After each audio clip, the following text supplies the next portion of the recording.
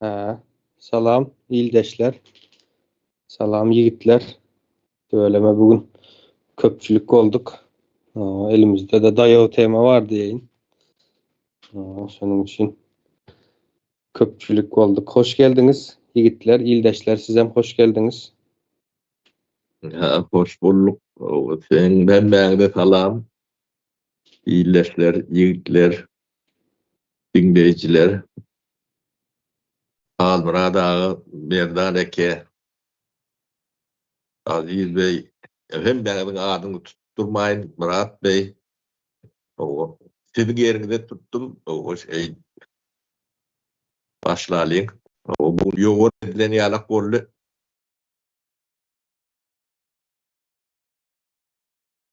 Bugün ütköşük bir temamız var.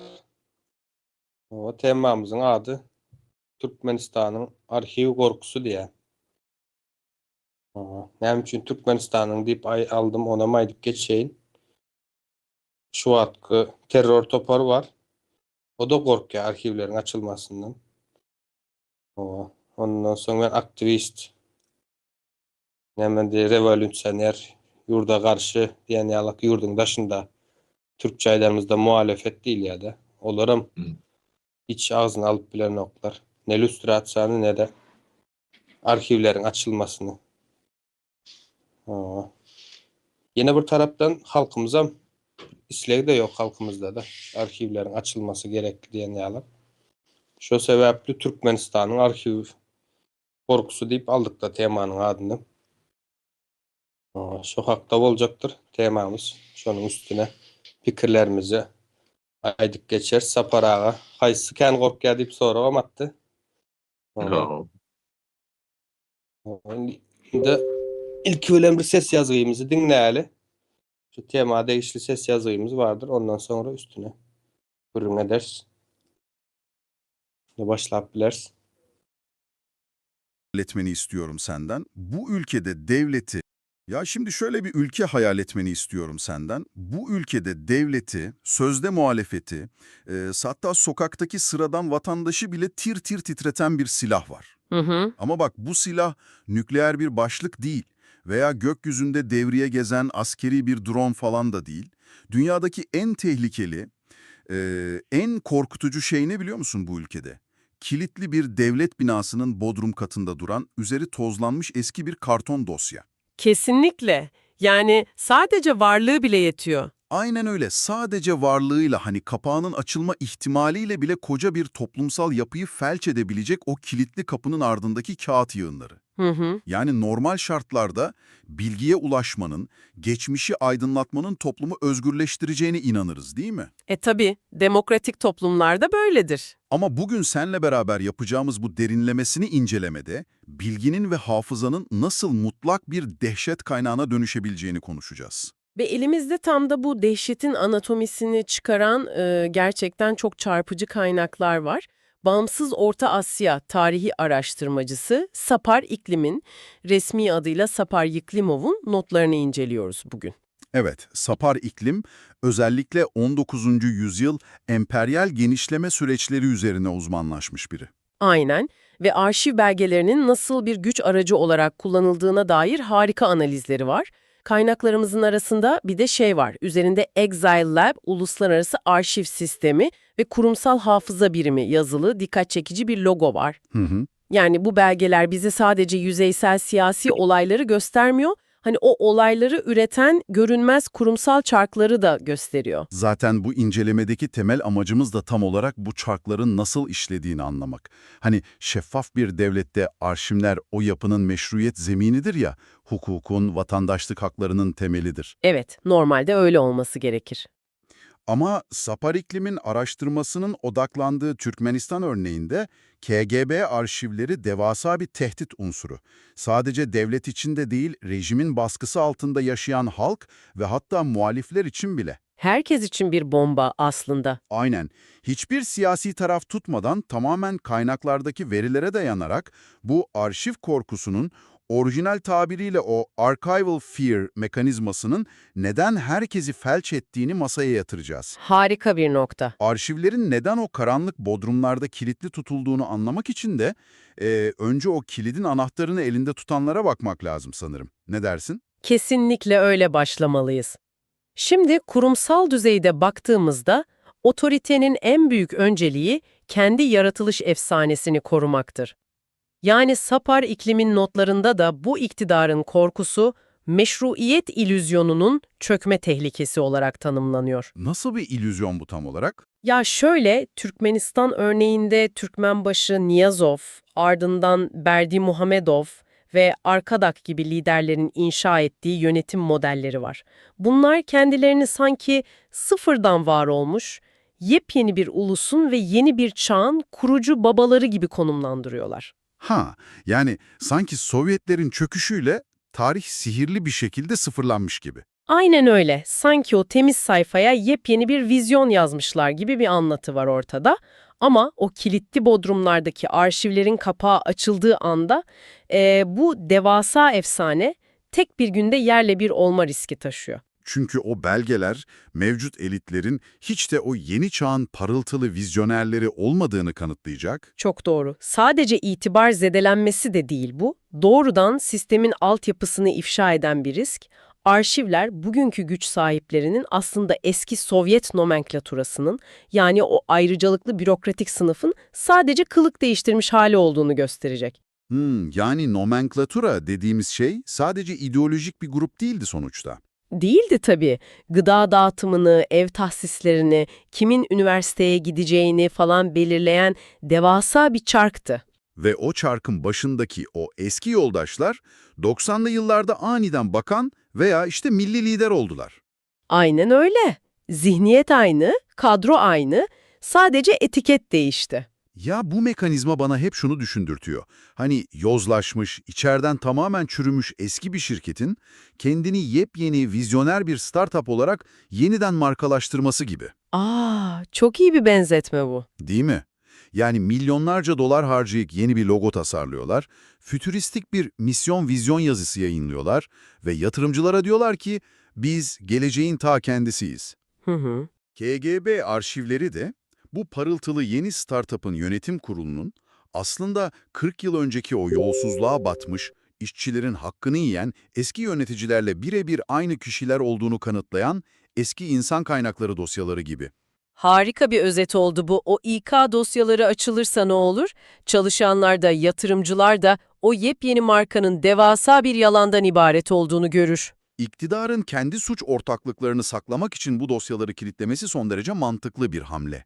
Kendi hayatta kalma matematiği içinde yani.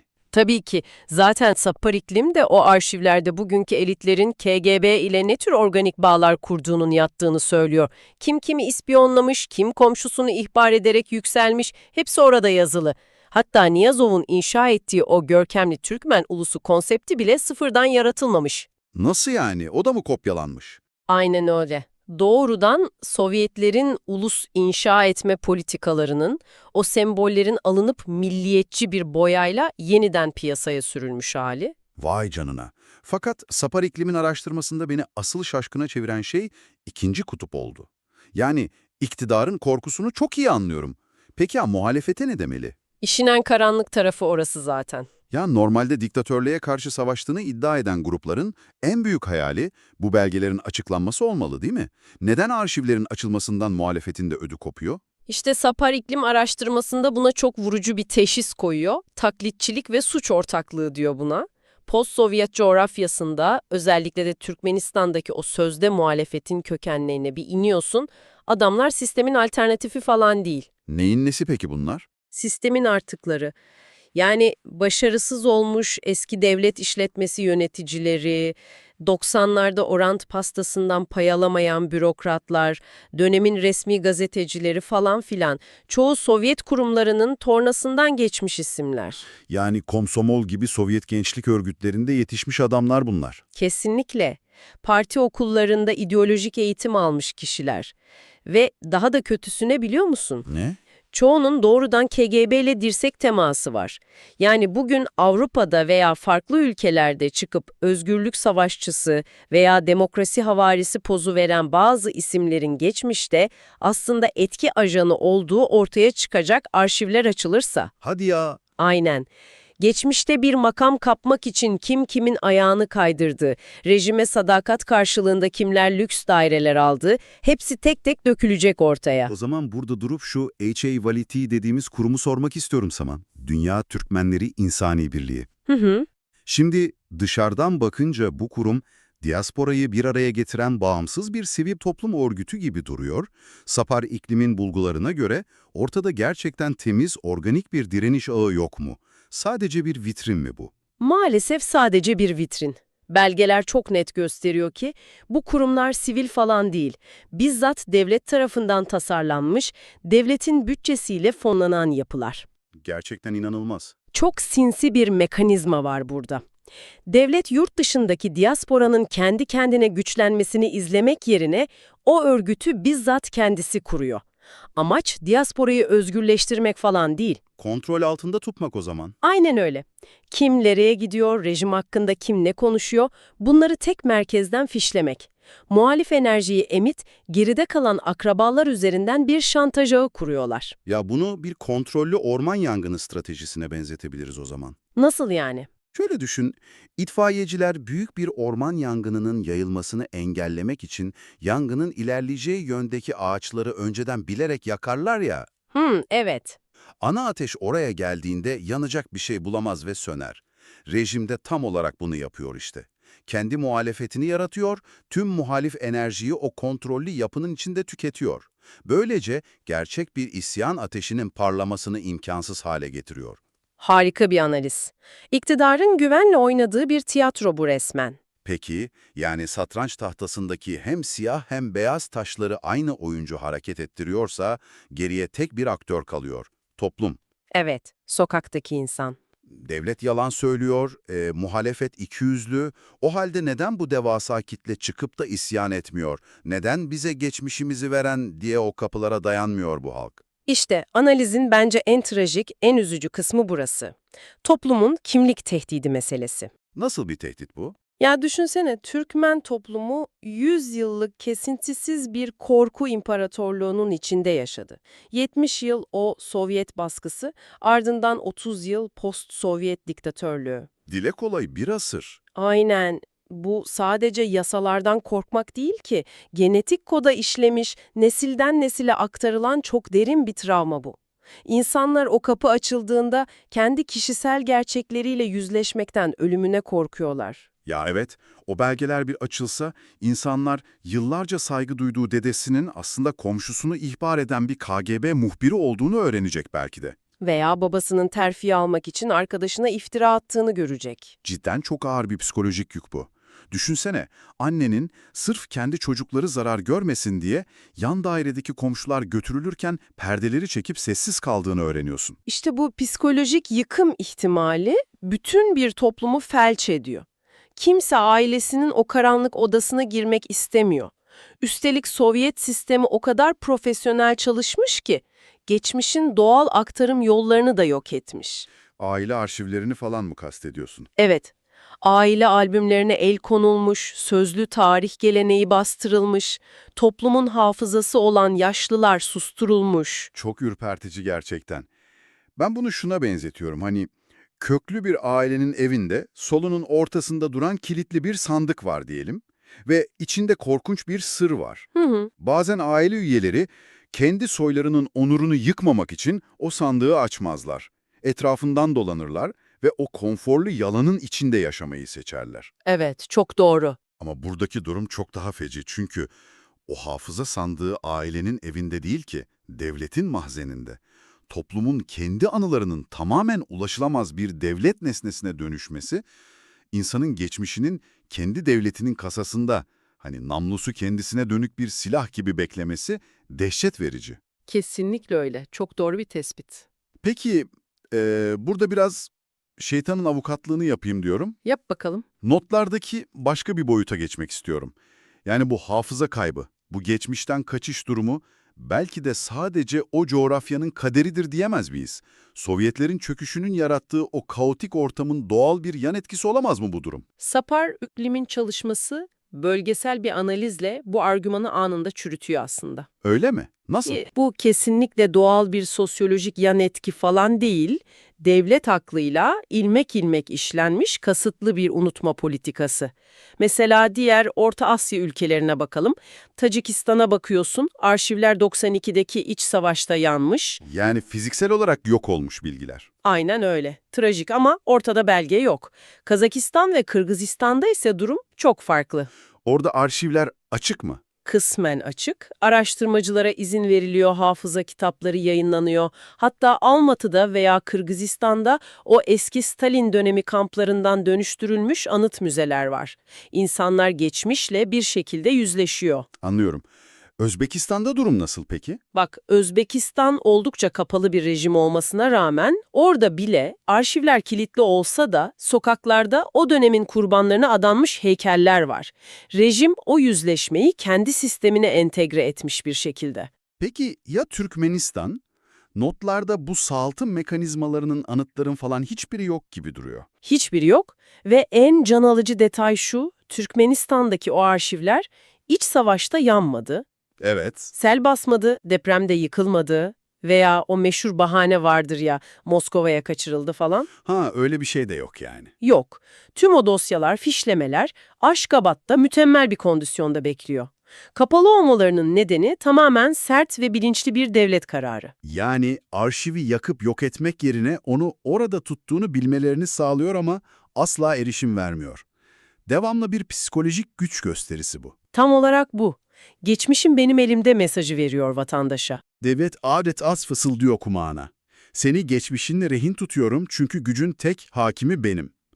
Sıradan bir sansür değil bu. Unutmanın bir kitle imha silahına dönüşmesi resmen.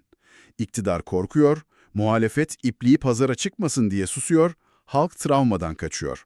Tam bir Meksika açmazı. Kesinlikle. Devasa bir kör düğüm.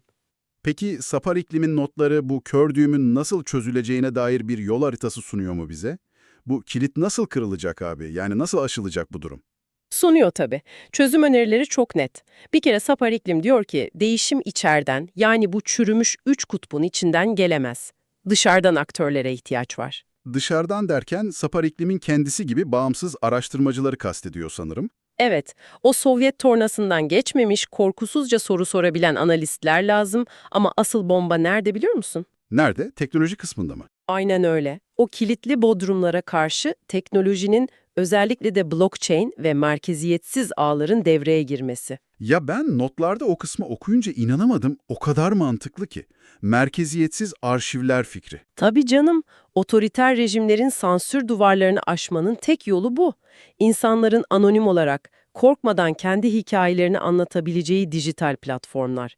Devletin fiziksel olarak basıp kilitleyemeyeceği ağlar kurmak. Mantık kusursuz işliyor burada. Düşünsene, dedenin günlüğünü veya bir itirafı sisteme yüklüyorsun, blockchain üzerinde bu veri tek bir yerde durmuyor. Parçalanıp binlerce bilgisayara dağılıyor. Aynı. Sistemin sahibi herkes ve hiç kimse oluyor bir anda. Aşgabat'taki bir memur gidip fişi çekemez, server odasını basamaz. Çünkü basacağı bir oda yok ortada. Bilgi devletin tekelinden tamamen çıkmış oluyor. Teknoloji resmen rejimin unutma tekeline karşı en büyük silah. Harika bir asimetrik güç. Tabii uluslararası toplumun rolü de çok önemli burada. Oraya da değiniyor Sapar İklim. Öyle sadece soyut insan hakları laflarıyla olmaz bu iş diyor. Evet, somut şartlar lazım. Ekonomik anlaşmaların, diplomatik masaların ilk şartı arşivleri açacaksın olmalı diyor. Ve tabii ki zaman, yani o Sovyet sistemini hiç bilmeyen, zihni ezilmemiş yepyeni nesillerin yetişmesi. O kilitler bir gün kırıldığında neden bu kadar hayati bir dönüşüm yaşanacak biliyor musun? Neden? Çünkü adaletin sağlanması, kurbanların itibarının iadesi sadece o belgelerle mümkün. Hani o lüstrasyon dediğimiz süreç var ya, geçmişte işkenceye karışanların, yozlaşmış hakimleri devletten temizleme işi.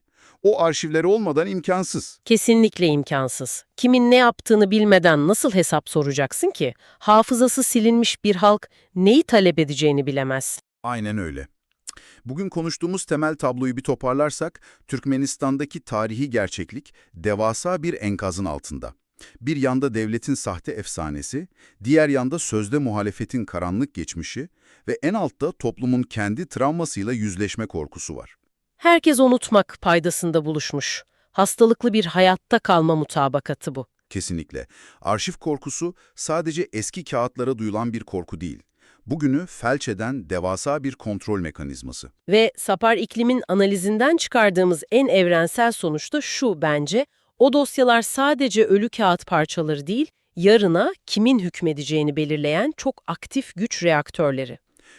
İncelememiz boyunca bilginin otoriter bir devletin elinde nasıl bir silaha dönüştüğünü konuştuk. Blockchain'in bunu nasıl kırabileceğini falan tartıştık. Tüm bunlar binlerce kilometre uzaktaki bir ülkenin kilitli bodrumlarında yaşanıyor. Ama kapatırken dinleyen kişi olarak senin kendi hayatına dönmek istiyoruz. Evet, çok kritik bir soru var burada. Bizler bugün kendi kişisel arşivlerimizi, anılarımızı, mesajlarımızı nerede ne yaptığımıza dair lokasyon verilerini, sırlarımızı kendi rızamızla devasa teknoloji şirketlerinin merkezi sunucularına teslim ediyoruz. Hiç düşünmeden hem de. Eğer tek bir devlet arşivi, koca bir ulusun geçmişini ve geleceğini böyle tahakküm altına alabiliyorsa, senin dijital arşivini bugün kim kontrol ediyor? Tüm hayatının kaydını tutan bu devasa sunucular, gün gelip o verileri sana karşı kullanmaya karar verdiğinde, senin o kilitli bodrumların kapısını kıracak bir gücün olacak mı? Üzerine çok düşünülmesi gereken bir soru. Sana sunulan o konforlu yalanları sorgulamaya, görünmez çarkların nasıl işlediğini araştırmaya devam et.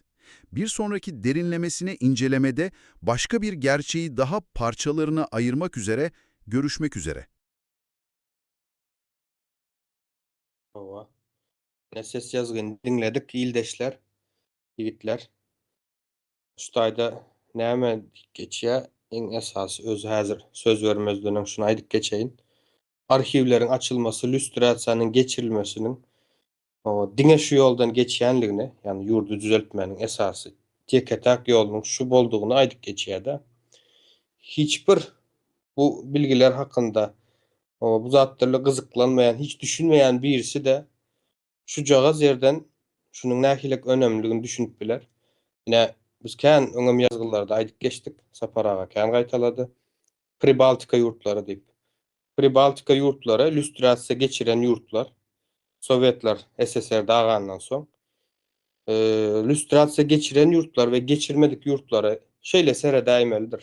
Ýaşaýyş, durmuş, refah, demokratika aklyňyza näme gelse şo taýa seredip o lüstrasiýanyň näkilik önemligini hiçbir pikiri, düşüncesi bolmayan bir şahsiyet hem nemedip bilýär, göz ýetirip bilýär. Şonu aýtjakdym. Onda söz sizden, kim isleýän bolsa başlap bilersiz. Halmyrat aga berelim sözü. Bolýar. Halmyrat aga, söz senden onda. Awalım, salam, hormatly ýurtdaşlar, salam, hormatly kardeşler. Gaty, gylykly hem wajyp temany bolapdyň. Apara sawun şuny ýazyp bilen halkymyza ýetireniz üçin men sana Rusçasyny tekstin olulman ugrukdy gördüm, tanıştım. Bu arada hökmen şu tomuna çeldi söyleşi alıp barmalyk düşünýän, ol diňe şu çykan temada mene bir wagtdan beri aýdyp gelinýär. Ýurtda bir hökmen şertde KGB arhiwlerini açmaly. Ya ýurdun arhiwlerini düşünýäňiz bol, ya döwletiň arhiwlerini. Hem de lüstrasiýany geçirmeli. Näme sebäpden geçirmeligini hana aýdyp berdiler. Näme peýdasy var, näme ziýany var. Onu aýdyp berdiler. Ýöne men durmakçy bolýan zadym. Indi şol 90-njy ýyllarda olup geçen wakalaryň hemmetine diýmän bir toparny diýir şaýat bolunady. Şonuň üçin men elmiden aýdyp gelýän zadym bir lüstrasiýany geçirmeden, arhiwler açylmadan täze döwlet aslyny gurup bilmeýär. Kurulmajagyn görnüp dur. Bu sebäpni häzir etjeli orsiýet penjesini bilim döwletleriň ýakasyndan aýrana, o döwletleriň şol özüniň açyk we gyrlyn ýa-ni Yani divaydı. Çağırlar divaysan umurcuk hizmetkarlar divaydı. Çünkü ben söylüyorum dolanır bu tiyafel başvurku. Türkmenler aklı bayla gidip orta için Moskva'da nira gorkusy varsa şonu bitti. Yani şunun hiç birsen boynalınak bu Moskva'yı işleyer ya kulçuluktan çıkamda o bedeni qarasty ardının olduk gurlayalı bedeni bir taraf hiç de adam yok şutaydı yok. Yalan hemmesi. Şol arşivler barada aýdylsa başlansa Ünsün şol anyk adımlardan başlajak bolýan. Şu arhiwler, separawy ýalyp şol arhiwler döwletiň mesela ýani merkezine aşgabatdy we vilayet demelerini bölümlerine saklanýar. Olup biler. Ýöne şol saklanýan ýerlerinden daşgaryn şol edarlarda, goramalarda işleyen adamlar var. Şol öz janyny harat etmek üçin, ya gelecek nesillerin ömrüni özüne aklamak üçin şol arhiwlary kopya edip alyp bu ýönak goýan adamlaryň bar diýip düşünmeli. Olum bardy. Ýöne şol arhiwiň bir bölegini ya bir jemesini Niyaz ullandy öz ýygnaganda. Ýemme Boris Şyhmuradow bar, ol şu döwür vice-premier, onun maslahatylarynyň biri o daşary işler ministri Niyaz. Şunu işe getirenden soň Niyaz ýygnaklyň birine şey diýip aýdy, ine şol kakasy diýe, Borysyň kakasy Oras Şyhmuradow şol 30-njy ýyllarda diýe her tüýüne bir türkmeni ýok etdi. Ya on kakasy şol 30-njy ýyllarda NKVD we KGB sistemasyny gurluk eden we repressiýalary gatnaşan adam. Oras Şyhmuradow ýok bolany 90 ýaşyna kıýaşyl, ol ýam 95-97-nji ýyllarda ýok boldy. Şonu Niyaz Borisy şeýtirip ýygnakda köpçüligiň içinde masgar etdi. Näme üçin? Şol dilini gysga edip saklamak üçin, özüne gerek ýerde ullanmak üçin. Demek şoňa arhiwden çykar, Oras Şyhmuradowyň demesin dasiýasyny ýa maglumatyny getirip berýär. Ine şeýdip, ol Borisy akyllı bolsa, näme de bolsa, ana alyp ullanylır öz peýdasyna täýelýänçe. Indi soňuna näme boldy? Niýasyň aýdan sözünden soňra ýene bir adam bar. Şu Oras Şyhmuradow ölmäke azatlyň şu döwürki ýol başçylary Muhammed Zerip Nazar bilen Nazırly bir Rahim Kaýonyň jaň edip soradylar ýermeden. Oras Şyhmuradowdan ýaşuly şol atylan adamlaryň gömülen çukurlaryny gorkusy aýtsaň diýe aýdaýsaň. Ýok, ol aýtjak alyp bilmeden täzeler. Soňra 90-njy ýylyň ortasyny 93-94-de Nikolay Gerasimow diýip biri Türkmenistan jurnalist bolup işlen. Şol taýda SSR ýykylanyny Türkmenistanyň arhiwlerini oturup işläpdirdi. Şoň üçin Niyaz bedeýişli bir dokumenty tapýar. Olam nähil dokument? Şu Niyazyň ejesiniň ol ýanky jelepçiligi edeni bar. Uruş ýyllarynda. Onun ol bayrak almak üçin Niyazyň köşküni ertip soň gowşulyp durýar. Ona akıtmaka kopya raptyrdy özüni. Şo kopýany soň maňa getirdiler. Maňa uratdy, soň men separaga getirdim. Soň Niyaz ölenden soň ýakyny çap boldy kemine gelen. Diýjek bolýan adam şu Gerasim diňe şol Niyazyň ejetine şu beýleki dokumentleriň kopýasyny aldylygyny men anlamar näme üçin? Sebäp şu Moskwa gelenini Moskwadan şunu daşary ýurda alyp çykdylar. Alyp çykarlaryny ýany bir gyzagy bar, o döwür interpretdi. 7-nji bilen 4 maş ýaşy. Soň ana şol jaň etden Norwegiýadan aýtdy, medaý diýdi. Akın şumal dälhanada ýaty, ýöne Amerikadan $1 milyon geripdir. Maňa ol hemen famyny telefonu berýär dedi. Famyny separaga tanýar. O näme üçin ona $1 milyon berildi? Diýmek şol, şu Türkmenistan KGB'nin arhiwinden alyp dokumentleri Amerikalılara mı, Norveçlere mi, kime tapşyran bolmaly? Ine şoň üçin arhiwler ýanarak gitmen aýdýan, o bir ýerde de bir näçe ýerde saklanýan, ýurda bardak açylar, jogap bermeli adamlar hemmeten gelip jogap berer. Bir topornyň kynany näme at bilen ýa nickname bilen hökümete hizmet edip beni daşary ýurda çykaryp durýar. Bana görkezdi ama bir böyle. Dağlanıp ne yurda varlarına açılır ne lüstrasy var. Arhivler açılandan soň. O jogabyn berseler halkyň öňünde.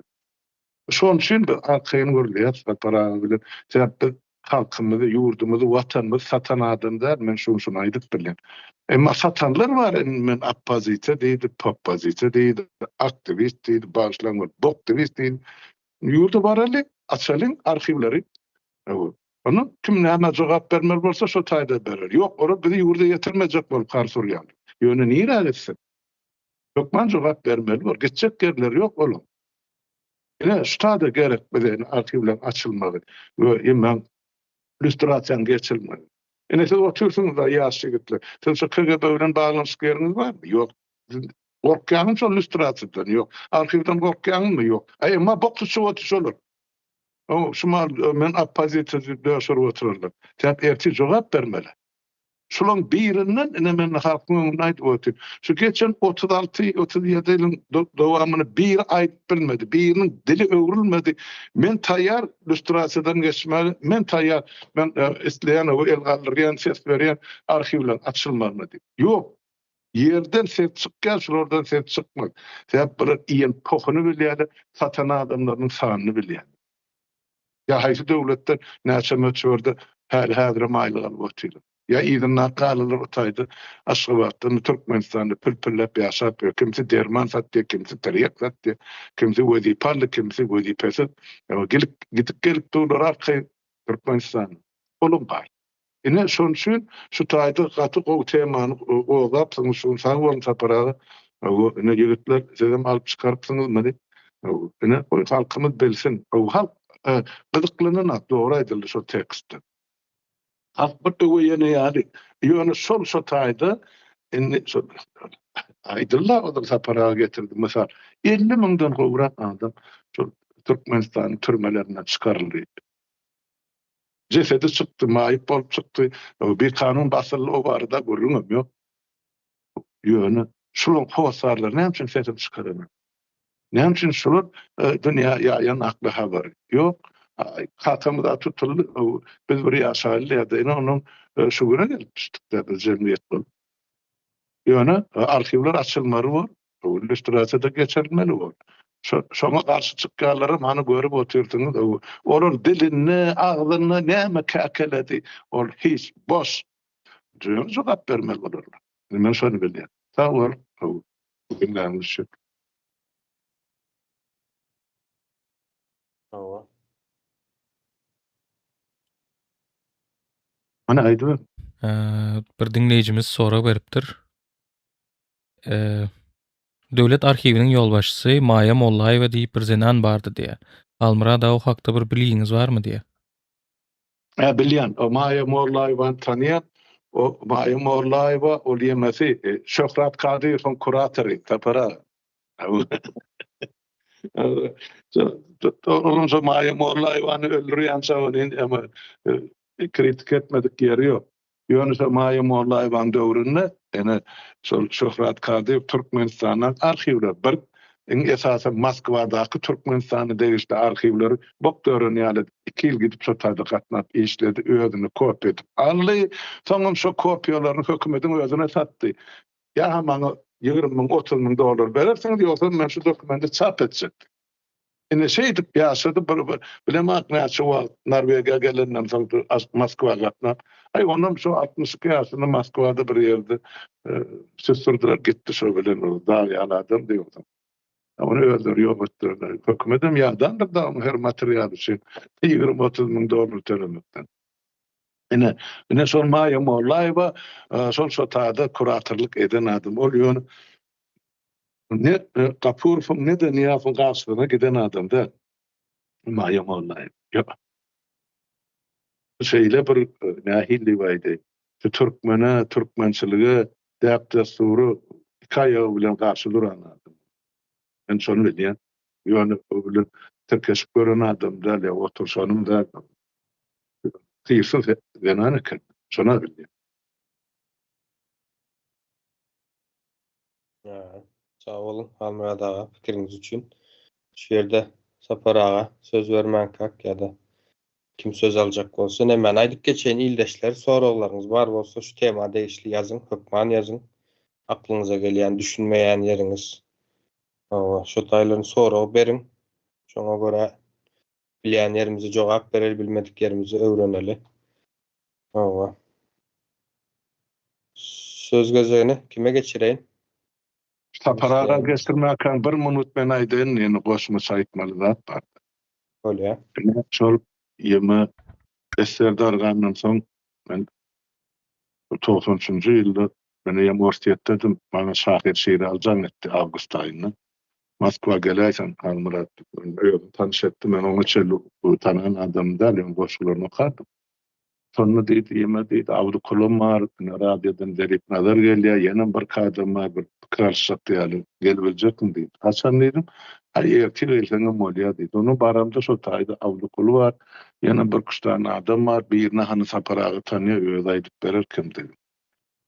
Ýani şo tak maslahaty gelen adamlaryň içinden soňra şol ýa-ni Türkmen Akpazy birleşen Türkmen Akpazy diýilen guruma döredildi da bir näçe ýyllar. Indi şu appozisiya degişli, şu Türkmen appozisiyadan diýilýäni degişliň içinde her kişi ölmeliler ýa-ni hakykata aýdyp gitdi. Şolaň içinde Nazar Toýly Söýünovdan başga, hem de şahir şeýlerden başga men bir adamam görem, bak şu tak halk üçin ýa watan üçin ýa duýgus üçin gelýär. Ýok. Şolar hemmesi uğradylar nipat bilýär. Ine men sözüm dogrymy, ýalanmy? Ýurda baral arhiwler açyly, ine şo taýda ine käkelep jogap bermeli. Ählisi. Men bilýän ine şol iki adyma men gowa geçip bilýän. Özüm Türkmen Akpozisiýa degişli paýdalar. Şo taý, şo döwürde. Onuň ine ýokalyny özleri bilýän. Ödýärdiler özleri. Ine şu gepleşikden soň boyun almajaklar görnüpdir. Olar şu men näçe ýyllap aýdyp gelen, şolar şu diktatura näçe taklanykça şonça peýda. Tep bular jogapkärçilikden sypçyk, gaçsyk, öz ölümine ölüp gitjek. Ogurlarnyň bu adam satyp gazananyň çağılaryny, aktyklaryny goýmakçy. Halk näme bolsun bular aladasyna derler. Ine ýöne bu adalatyny bir ýerde geçdi dikeljek güni bardy. Ine hem üçin şu tema goýuldy.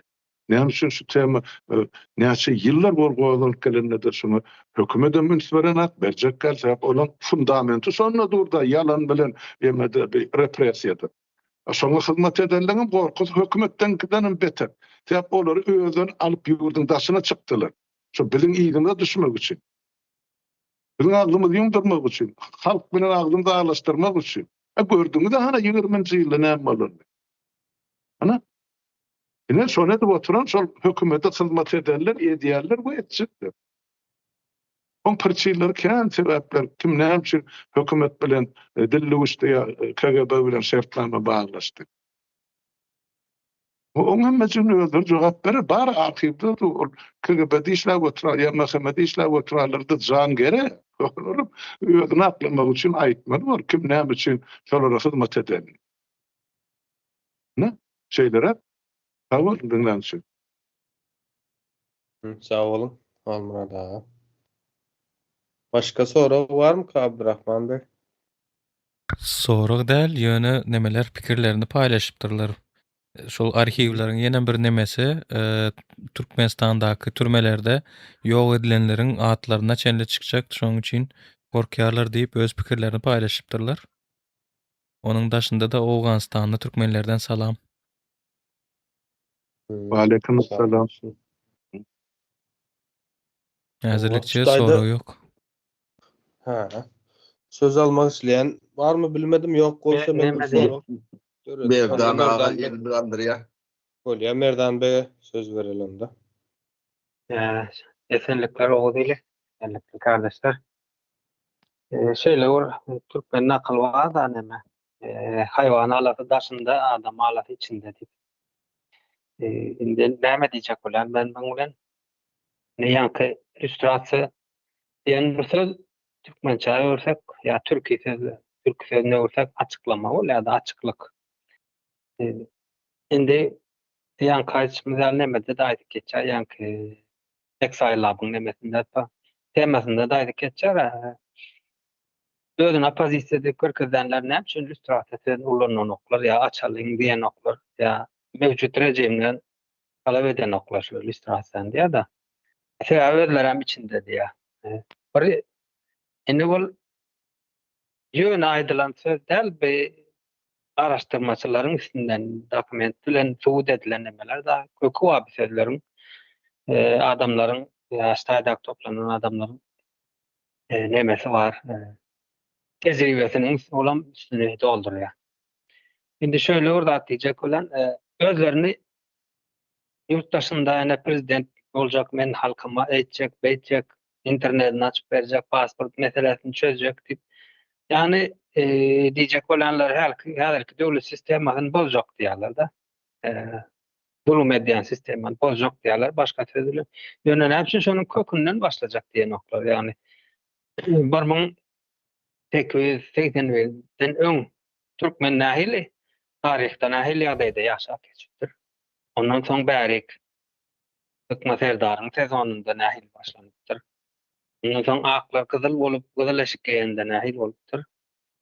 Garaşdyrlykdan bärik näme bolupdyr, näme üstümizde näme oýnalypdy. Şu zatlar näme üçin açyklajak diýen oklar. Yani halka etjek bolan masalar Milli Halaket Komitetinden bellekdi.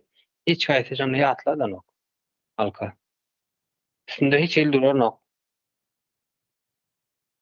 Şuna nemäniň mähämäniň ışmış nemetiniň adelynyň ya bölüminiň diýelme bir sözü bardyr halkyň içine aýratýan. Türkmenden adam bolmaz diýär.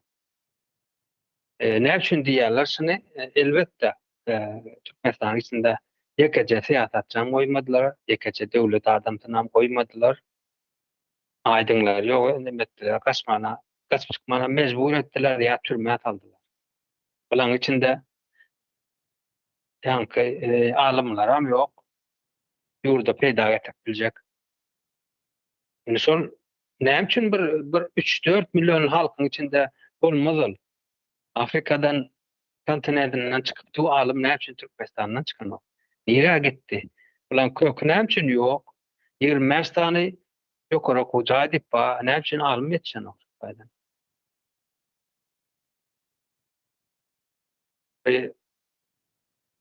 Yan kaýsymyz ine illüstrasiýa diýdik da ýa-da açyklama. Ine Türkmenistan'da bilişimiz hiç bilim yoktur, yani bilim sistemi işleyen yok. Yine para horluk, devlet varım şeyin fasat, şonun aldatları ýörep durdu. Yani halkı ebeliyadayda gariplaştırıp mankutlaştırıyorlar. Yine bilim demek, näme demek? Tarih demektir, geleceğin demektir. Şonam bilerek nemeden oklar. Sebebi bilim derilse, Türkmenistan'da bilim sistemi düzelse, yılına açıklama gelecek bolan zatlara ya üstünde olup duran zatlara. Bilim bir yerde duran yok da gelişip duran zat sabit zat değil. Onun için müdama aktarışta oluyor bilim. Yani tarihin hem aktarıyor, senin geleceğin hem, günün hem, yaşayışın hem manfaatlaştırıyor. Senin düşmanın kim, dostun kim, dünyanı tanıdıyorsan.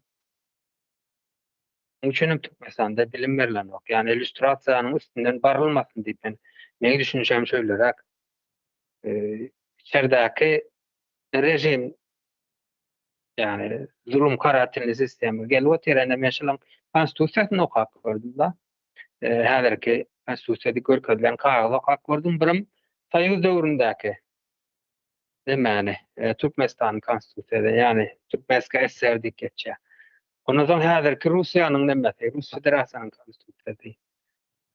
Jemi SSR'in konstitusiyasy bar. Şolaryň hemmesiniň nemesi bir içiniň düzümü bir. Yine bir misal berjek de Türkmenska SSR döwründe de deputat kim bolup bilýärken başlyk, traktorist, halatçy kim bolsa işin nähilerde alıp barmaly. Traktoristlerden daşary gerek wagty näme barmaly diýär. Nähil diýär. Toplantylaryna Çöyle de iş edilermi? Şu adam özlerini deputatı görkezden adaydan meclis. Şonun ýaly aday. Bir elde molum bolup ýa doktor bolup gerek wagty var gaýtmaly. Yer kaldırmalı. Hawa, el galdyrmaly. Hiç onun adam bir iş edilermi? Türkmenistan'a syn berýär. Yani Soýuz döwründäki hem şu wagtky hem onun döwlet gurulşy bar ýurtlaryna da syn berýär. Yani deňeşdirip bolýar-da. Deputat näme iş etdi? Häkimetin bir üç göýüň bir bölegi, yani bir nemäniň iqtisadiýatyň, sosial ýagdaý tarapynyň hukugyň bir nähil diýip başyny şu tarapdan kanunlaryň öğretýän adamlar şolar. Yani ýurdun aýaklarynyň biri diýip tasawwursaň boljak da. Bizlerinki de bolsa, Soýuz gelse de diýen adamlara da ýemekden da şu Soýuz bolsa de tek saat işlejek, aýlygym aljak diýen. Şu adam biziň aýdyňlamyzy ýok edipdirler. Şu adam ýok edip. Iň belki sene Merdan Meredow. Ya Umida Bekjanowa. Hälim gowlap öler. Görmejek. Ya bizden näme diňe Cüneyt han boldumy, Edik han boldumy? Hani böylekiler Haşolda, Balkanda, Lewatda, Marda aýdyň bolmadym ya görüşüçi bolmadym. Ya gaýfyra tabaýdan soň hiç kim bolmadym Soýuz döwründe.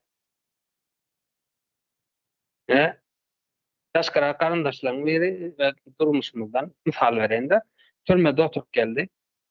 Bir ownujak zat üçin. Nähil ýagdaý diýende. Ýagdaý kim men düşünşüm boýunça cinayetkarlar oturjak otaýda. Halka ziyan verenler, adedenler. Men karandaşym aýdy, otaýda diýä. Professorlar otydy diýä. Türmede diýä. Benim en aý gördüm da, gen görýän. Mena içimden aýtganda professor adam bir iş bitirmeli dämi diýen bir kabinetde bir kelle döwüp bir adamlaryň ýaşaýyşyny ýeňilleşdirmeli dämi şol adam näme üçin türmede oturýar diýende. Aklym soraga neme berem, jogap tapy bilemi ok benim. Ene saýy boldy, sebäp boldy, biz mejbur etdiler ýurtdaşyna çykmana. Ştaýlar kelemi soň aklym çatýardy. Näme üçin biziň professorlar türme atalýarlar?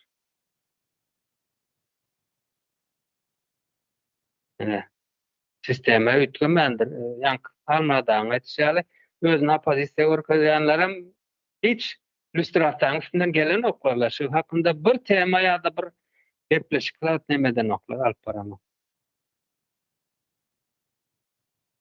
Olaryň indi olardan bir agada aýdyp geçerin, olaryň edýän işleri ene bir iş etjek bolsak, iki adam arasynda ýa-da top nemäniň bir näçe adam arasynda anam diýen bir zat döremeli eken iş etjek bolsa. Ol anam kağızyň üstünden ýazylýan ýa-da ýazylmadyk şeklinde mi anam döremeli iş edip bolýar eken. Özüni daşardaky opozisiýa ýa-da aktivistik görkezýänler halky anamdan gaçarmak üçin edýän oýlary. Emme näme oýnasalaryň halky bir-biriniň anamdan gaçarmak. Ene laýyk basmaň diýen bolýar. Mahameler kovalar sizi. Ya bir yerik cemlenen olarlar. Çağıl meslik ederler. Bir kep dedenim çıt demit olarlar. Ben Allah'ın birine at takarlar. Ya birine söğünürler. Şahsi durmuşlarını çıkararlar. Ödüp halkdaşın özler için bilen olur, bilen oklar, protokol oyuncu işler oturan sanlar. Daşındaki adamlara, sil veren adamlara täsir edýärler da, manipulasiýasy geçýär bular halka. Sizden emir adam bolmaly, ýa-ni konsoň Türkmenden adam bolmaz diýen söz ýüze çykar ýa-da ýanky ýerde. Söyleräk men häzirlikçe durayım, soň ýene dowam eden. Sağ olun. Merdan Bey, fikirleriniz için. O nemeden aýdyp geçdiň o. Ne bundan soň ýa-da şu at nälik bolanyny düşünmek üçin ilk önce näme bolanyny düşünmeli-de. Senin aýdyşyňa ýalap. Owa. Göktepe urşundan bäri näme üçin alýas biz? Rus imperiýasy bizi basyp aldy-da. Şondan bäri sistema gurdy. Nädik guranlarynam? Kän aýdyp geçdik. Ve gurandan soň sömürgeci bir näme sistema guruldy-da. Özbaşdak bir ýurt bolma sistemasy hiç gurulmady. Olam dowam edip gelýär şu wagda çenli. Hiç ütgemedi. Onu ütgemesinin iň birinji şertem şu illüstrasiýa, arhiwleriň açylmasy. Kim näme edipdir, näme goýupdyr. Diňe bir näme üçin däl, kim näme edip goýan üçin hem de aslında näme oýnalypdyr üstümizde. Zatlara göz yetirmek üçin, kimin kimligini bilmek üçin atı gerekli. Ondan soň näme etmeli-de? Sopar aganyň diýişi alap imperiýa giriş nämämiz bar, çykyşy ýokdur diýmek hälem dowam edýär diýär-de. Hakykatdan hem şeýle bolmaly. Däl bolsa däl diýip aýdyp bilenem. Bu wagta çenli görmedik. Diýmek ýok bolmaly. Indi de soň görürmü? Halka bagly deýin. Sebäbi soňunda bedelini hem halka ödäýär-de. Söz versen ben bir söz demedeyin. Söz sizden. Sapar ağa aýdy beriň. Sağ ol. Yani ben Merdan ağa konstitusiýa diýip geçdi de. Ben temadan biraz gararak tüýşärem bolmam mümkin bolun. Şu arada bir söz de maýdaýyn. Konstitusiýa bar. Bizim gıydlamı doğrunlamız bir kilapçın öğrendiler bu kat uğrat.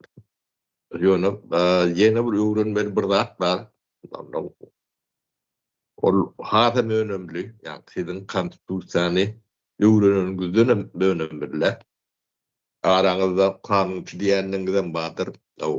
Oňa da olara da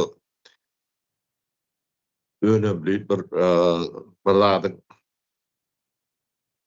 üstüne açayınmaya da tarafından demedeyin mi? 1917 ýylyň 1953 ýylda çenli Sovet Soýuzynyň territoriýasynda ölen ya öldürülen adamlaryň sany 110 milyard adam, milyon adam. Dilim sürtüşdi bağışlan 110 milyon adam diýerler. Doğru mu? Ya da yalan bir onçotny ketitlemek kıyın sebäbi şu arhivler açylmasak doğru ketitlemem bolanokda belki de ondan okändir. O käbir yani patperjon diýär-de suud edilen çeşmeler 60 milyon watt diýär-de. On 60 hem azat derler. So 20 milyon bolan azat der. Masy zatda 20 milyon adam öldürmek diýmek näme diýmek. Şoň bir bölegi yani uruş näme sebäbi bilen näme edilýär-de, ýa ikinji jahan uruşuny 40% daha şu taýda ölýär diýär. Onu galany şulan ulaklary, türmeleri, sürgünleri, cezalandırmaları bu şoňam deňdeş. Şu zatlaryň hemmejeti Sovet Soýuzynyň konstitusiýasynyň goýan döwründe öldürülen adamlar. Ödüm bir konstitusiýa däl, Soýuz Respublikasynyň öz konstitusiýasy bar, üstüne Soýuz merkez emegem konstitusiýasy bar da. İnsanlary goýan da o kanunun esas nemesi bolmaly da konstitusiýa. 110 milyon adamyny goramadyk bolsa konstitusiýa o kanundan goramýar da. Şoň üçin Sovet Soýuzynyň kanunlar, konstitusiýalar halky goramak üçin hiç wagt döredilen nädir? Konstitusiyada hiç wagt Sovet territoriýasynda hiç kim oran nädir? Hatda şonu yazmaly, durmuşa birizbäle kömek eden adamlaryna çeldi. Sobatlary ýa-ni arhiwleri açylmaýanyň büýük sebäbi bu aňyrtynda aýylgan yalan ýatandy. Bu yalanlaryň käbirine ýöne şeýle dereden de görünüp durandy.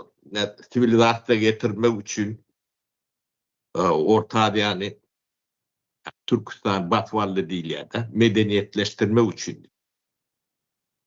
Bunu özüňde bolmadyk medeniýeti bir ýerge ertip bolýan nädir?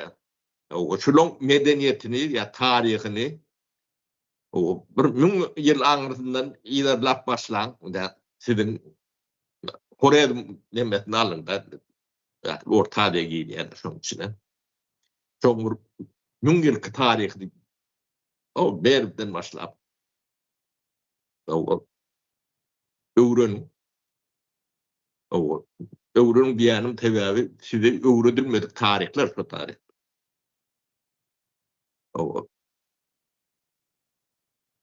Şolar ýalak şuňur taryh sana medeniýet getirjek diýen milletiň emmetinde barmy şol? Ona öwrenip görüň, deňeşdirip görüň de.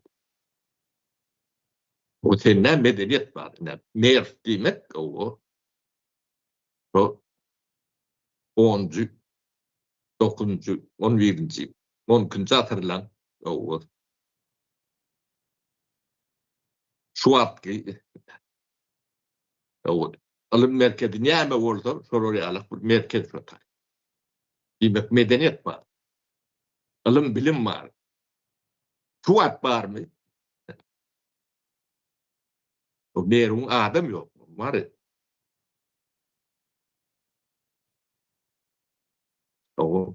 Näsodatlary tarih diýlen zat gaty önemli zatlar siz bolmagyňyz üçin siziň bu şahsiýetiňiziň dikelmesi milletiň bir öz gurury medeniýeti bir şekil almasy üçin tarihiň bolmalydyr. Kökde hiç bir agaç bu da gerçekten nädir? Biziň demelemizde tarih bilen hiç wagt ýüzleşýän däldirler, şoňa gol öreşip bilýän nädirler. Bir zat gurjak, altyna atyr, näme galkynç, näme diýilýän zatlar bardyr. Tembejetiniň içiniň boşdugy ýöne suwutnama bilen neme bilýär. Ilkinji ädim sen arhiwini açyp näme bolanyny şoň bilen ýüzleşmän hiç nak gurup bolany. Olar demokrat ekenler. Ýöne impaniýalyk jemgyýete gurup bolany. Bular altyna turupdyr. Galkyndyryp diýerler. Galkyn o zatlar barada gurrun eder ýalagym derler. Ilki birinji ädimiň, ýa-ni ädip bolýan, üstünden geçip bolýan zatlar bardyr ýöne. Şonu çözmeden geçip bolmayan zatlar var. Şoň bilgi şu arhiwini dedim. Şoň bilen ýüzleşmän hiç zat gurup bolany. Hiç zat. Edil şu wagt şoň biwotny nemet berýärsiňiz da. O ýeke Türkmenistany da değişdirdiler. Ähli Orta Asya'da hem de jetde değişdirdiler. Biz adatlyga çykyp bilen bu. O adat jemgyýet gurup bilmeýär. O ilküler nol ädim, birinji ädimden nolunji şo bolmasa agarki birinji ädimden ädip bilen.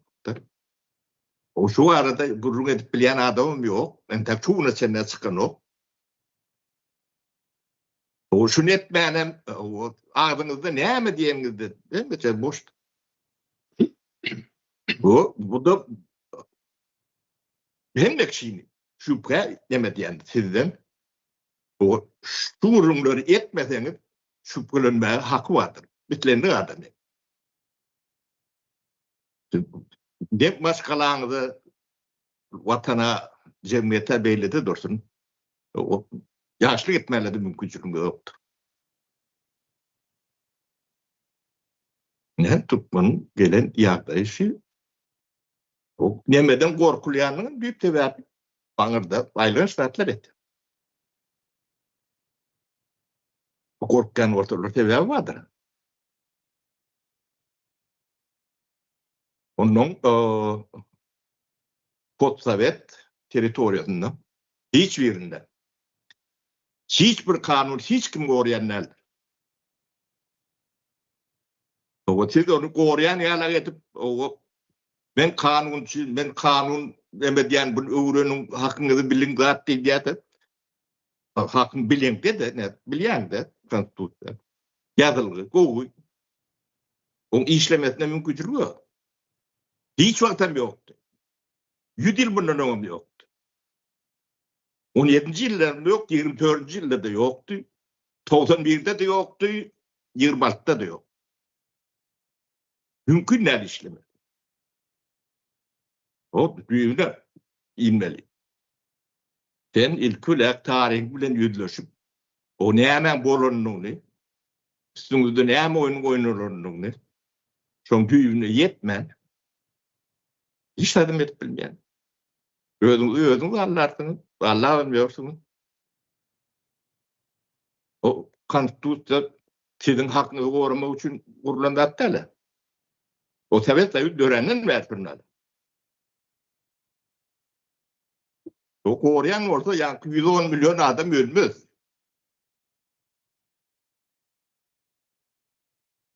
Bütünde koran o.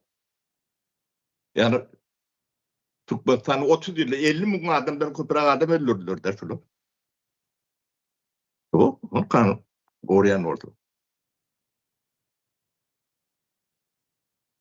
O neden ağrıyor? Yani söyleyeceği belliden onların koruyan da yok. Çoğu kimi kimden neyle kanunu koruyor? Ya bileğiniz var mı? O Berdi Muhammed'in bir kanunu koruyan yok. Onun çağlarını bir korar mı? Yok.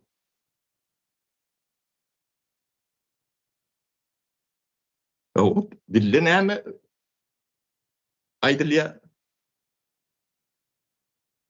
Urloşuluya onunla ayrı başka var.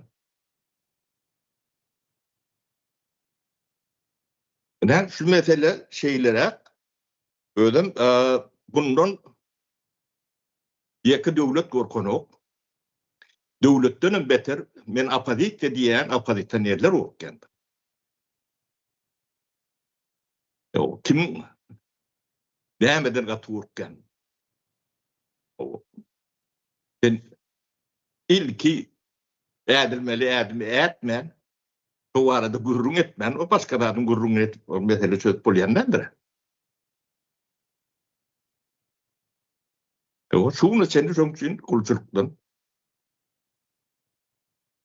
çıkmam bile yok, kulluğunun bile nokluyor. O çıkma beyledi dursun. Ortaya ödün kulluğunu bilmeden onun çıkmam bile yoktu. O kulluğunu düşündüm yok. Bu da uğrağırım. Yani yenilat değil. Ne 5 yılda bizim şimdi düşündürecek olup yeten yerimde tutayıp yani. Ben toplum doğru düşündürüydüm o.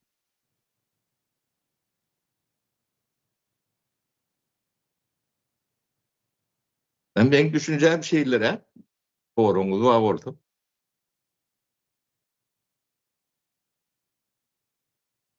Sağ olun. Sapar ağa. Hakikattanam. Şu an oturup fikir ediyen bilin. Kanun vardı. Yani işleyen ok deyip neme diyorlar ya da doğru işleyen ok diyorlar demek. O işleme Asıl için düğüne kurulan sebep kanunum değil. Onu bile nokladı. Tabii sonra çıkıyor da kanun demek halkı koramayan olsa başka bir zat olmalı halkı koruyan. Başka bir düyüp neme olmalı. Sonra alıp gerekli. Arkada gorýam kal halky. Yok, arkadagam goranoga. Arkadaga meňzeş näçeleri geldi geçti. Aýdyp otyra sapara. Şo kanuny yazanlaryň özlerini goranok diye.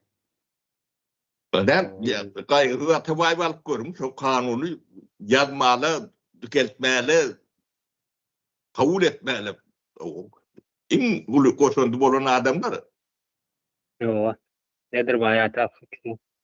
Yo, başka da ýyllarça bilýän, ýa-ni bize eşitirenlerin atlaryny bilýärdi.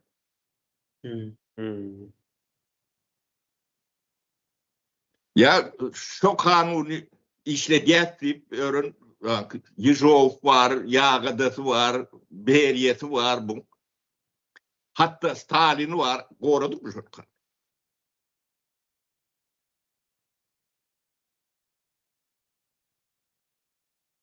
Ondan şu ideolog yani kuranlar var, Trotsky'dan başlap. Şolar kanun goradymy? Yo. O şolong arkadaşlar var. Onlar kulaklardan çıkarılan ya atılan. Trotsky'nin öz guran sistemasi özüne ýok edýär Meksikada.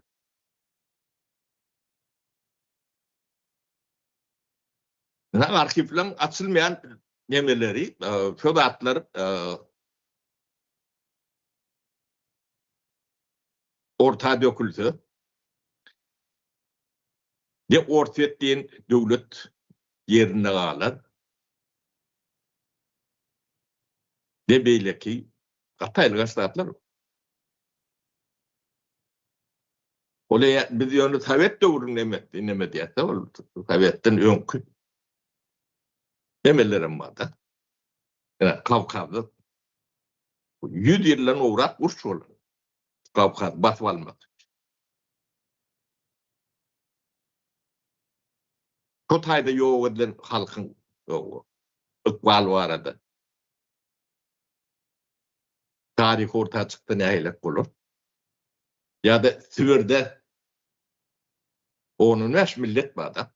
O şolum köp bölegi ýok bolman emetinde de. O şolum ykbaly barada. Tarih açyldy näýlek bolar.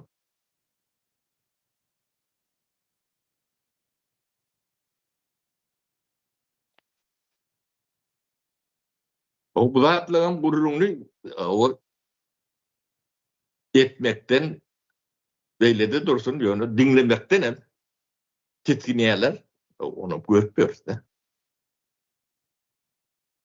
o tetkin çıkarman mıstıcak gelip görünür var.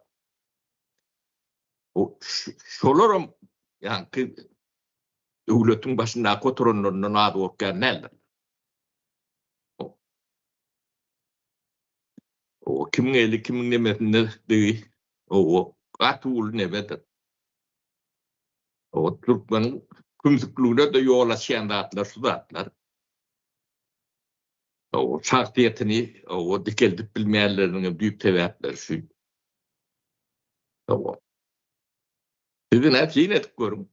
Soňky 70-80 ýyllar öz autobiografiýasyny dogulundan ölenine çen autobiografiýasyny aýdan Türkmen barmak bilen bir eliň barmagam kän çykýan. O ýöne ýerde näler? Sizin dünýede ýaşap ýörsiňiz adamlar. O tamy başynda näme geçen olu gurrun etip bilýärler. Hakykat bilen ýaşap bolýar diýäňde sapara. Yani Gizlenip aldap. Kim bilen tadyl. O gowy ýerem bolup biler, o agry ýerem bolup biler. O şu taýda neme ýadyma düşdi, ne tarihte o Göktepe'den aňarda Türkmen ondan öňem ýaşan has bu medeniýetimiz bar diýip aýdylyp geçildi-de, dogry. Şo tariha seredenimizde de Türkmeniň edermen ýeri az däldir elbetde ýöne ýalňyş goýberen ýa-da eksik gaýdan ýerler hem bardyr. O taýynam öwrenmeli, ýani samimy bir şekilde öwrenmeli diýen. Ki geljekde şo ýalňyşlary dogurlap düzeltip bilmek adyna. Hawa. Yo tarihtir, tarihi bilmekde deme yok. Hawa. Ya onu Abdurrahman. elimde ama parlak görkezme de yani bu doğru zat derler. Ne oldu şodur. Hawa. O sen kim olsan şosun. O sen o dilin bilen ya da öz şeklin bilen burada görkezecek olanın bilen onu anlayındı. Ayna seyredip görsen özün görüyor. O kim sen şosun. O başka da bolup bolonu. Şoňa Türkmen düşünen nokta. Abdurrahman Bey elini kaldırdı. Sorag mı var? Yani Dinleyijilerimiz ýazypdyr. Aslında Halmyrat agamyň aýtdy bir bölegini. Ene şonda da okak geçeyin. Soragmy okumadyňyz diýmesin. Meselem diýe, arhiw açyldy diýele. Arhiwde bir kagys dokument tapylmasa, onda näme gelip bolar? Nädip yüzleşip bolardy diýe.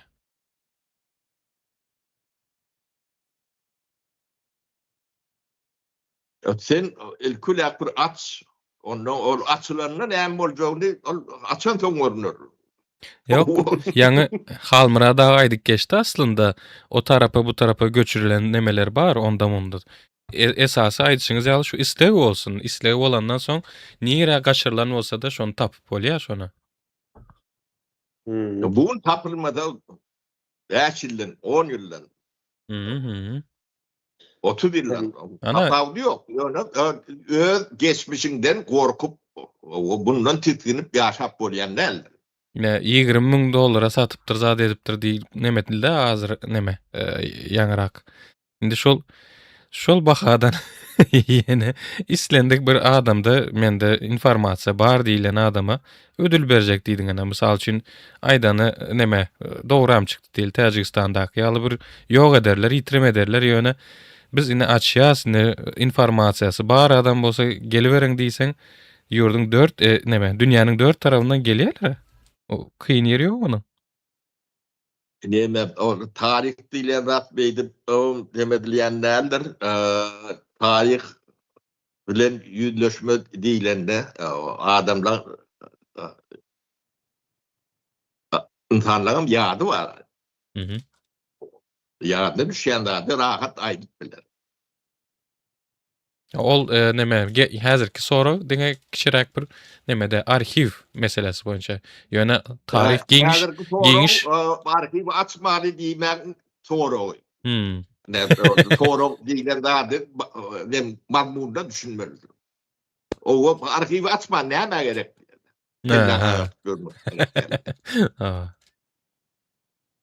Ýöne aýdyşyňyz dogry, tarihi. Tarihiňiz bilen ýüzleşmän öňe hiç birädime bilen. Äden ýyda bolýar. Şu wagt Türkmenistan ýagdaýy 1000 ýyl ýynaýdyn. Merdan Meredow şäherindäki medeniýet bardyr, bilgi bardyr. Jemgyýetiň intellektual ýagdaýy bardyr.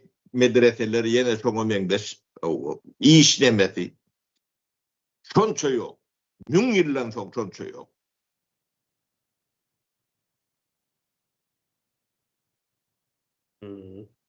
O 25 sany uniwersitem bar diýär. Şol döwrüň bir medresesiniň emediýän nemesini berýänler. O taýdan iň bolmanda şahsiýetli bir adam çykýandyr. Bilimi uly bolsun, kiçik bolsun.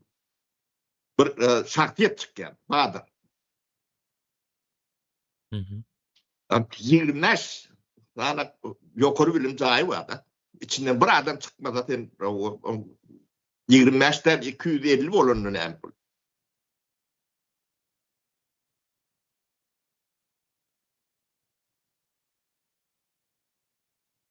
Şu ildeşimize menem pikirim aýdyp geçeýin. Dogry ýalňyşyny aýdarsyňyz. İldeşimizin asıl soragy nämede? Arhiwler näde açylýar? Açylanda näli bolmaly diýen nemeden aýtdy da. Bilmän sorady, menim pikirimçe gatyr nemetmäne gerek ýok diýip pikir edýän. Arhiwler näde açylmaly? Saparaň ýa-da ýatlar bar, her kimiň ziýan göreni bardyr, ejir çekeni bardyr, goňşusyny göreni, bileni O adamlar 5-6 yaşından ýadyna düşýän nemelerini adam ýatlap bilýär ömrüni. Onun daşında da Halmyrada gaýdyp geçdi. Käbir arhivler ondan ona göçürilip alınýandyr. Isler gowy niýetler, isler elbet niýet bilen. Ýa-da ulanmak üçin, şantaj üçin tapawdy ýok. Ýöne soňunda neme diýär-de çykýar orta. Sebäbi näme üçin? 2-nji dünýä uruşundaky Hitleriň nemeleri, käbir nemeleri, suçlulary ýa-da adamlary diýen ýaly faşizm. Şonuň näçe bir nemesi üstünden 40-50 ýyl geçenden soňam ýüze çykyp suud edilip neme edilip beren ýagdaýlar bardy. Mysal hukmunda aýtmak gerek bolsa. Şonu goşaýyn diýdim menem. Yo neme tarihin bilen yüzleşmek jenayet däl. Digdi ilk ulak şonu resmi ýa döwlet şonu elan etmeli. Ýa imhan ýalak ýa-da bir normal döwlet bolany etmeli. Tarihinde näme üçin gorkmalylygyny bir soru boldy. O. Yetim pälim düdü bolsa, o sırtyna marasda bolsa, sen geçmişinden, tarihinden näme üçin gorkmaly? O nomenklatura bolan gorkýar diýdi. Menem 90-njy ýyllar, ýa perestroika döwrüniň bir nomenklaturasy. Ondan on däl bolup 90-njy ýyllarda nomenklatura bolup, wedi täm diýmek. Nomenklatura näme ýerinde? O. Ben gorkmam, men tarih bilen yüzleşeli ýa-da men. Yok, arasy adamlarym bunu demeden oklar. Ya, yüzleşip bilen oklar da.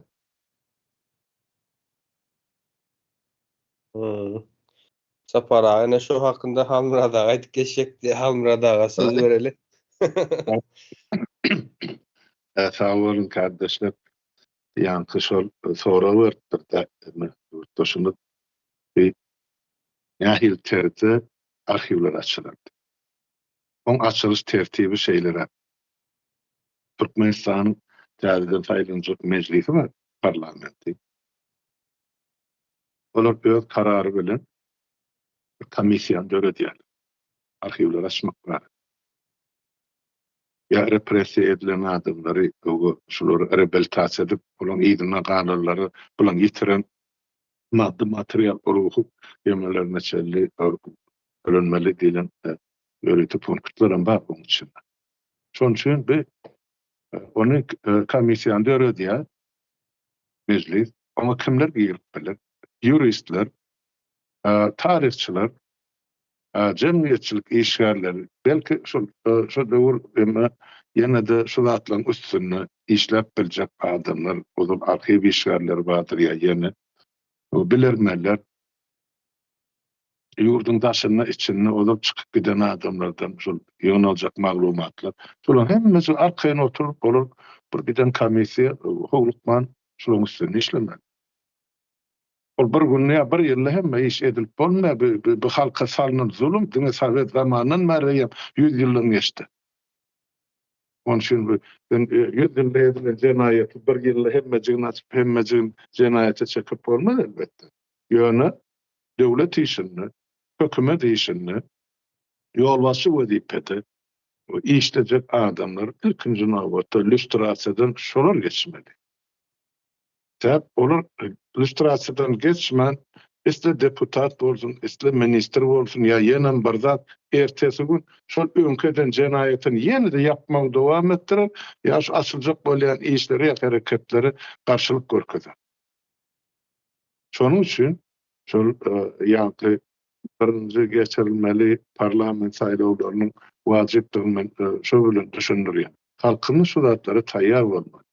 Taýýar bolmak üçin ana şu marşa konstitusiýany okulya, aýdylya, halka ýetirilýär. Şoň üçin näme ýazylan bolsun, hakmy, hukukmy, borçmy? Ýöne şonu okap ýerine ýetirýän adam bolmasa ol boş kagaza urulydy.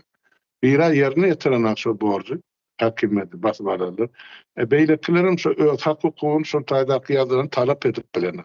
Ine iki tarapyň ýanky kömsekliği diýen, gorkoklugy, ürköklügi.